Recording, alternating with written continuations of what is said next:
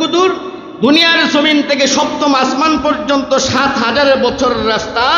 এই সপ্তম আসমান থেকে সিদরাতুল মুনতাহার দূরত্ব আরো 700 বছরের রাস্তা আমার নবী অতিক্রান্ত করে চলে গেলেন। সুবহানাল্লাহ।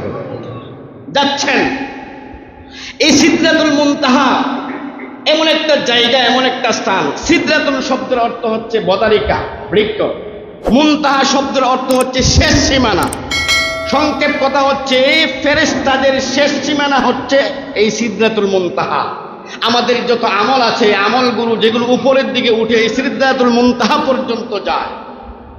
এই সিদরাতুল মুনতাহা, সিদরাতুল হচ্ছে একটা গাছ, এটাকে বলা হয় বড়ই গাছ।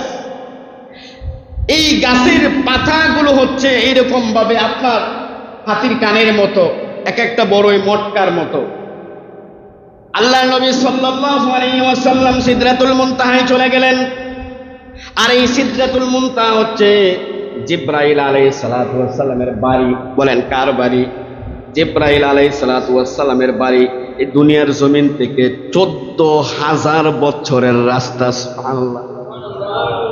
জিবরাইল আলাইহিস সালাতু ওয়াস সালামের বাড়ি সিদরাতুল মুনতাহা। নবী আমার এখানে পৌঁছতে আরম্ভ করলেন। হঠাৎ করে তাকিয়ে দেখেন এত সুন্দরভাবে সাজগোজ করা হয়েছে।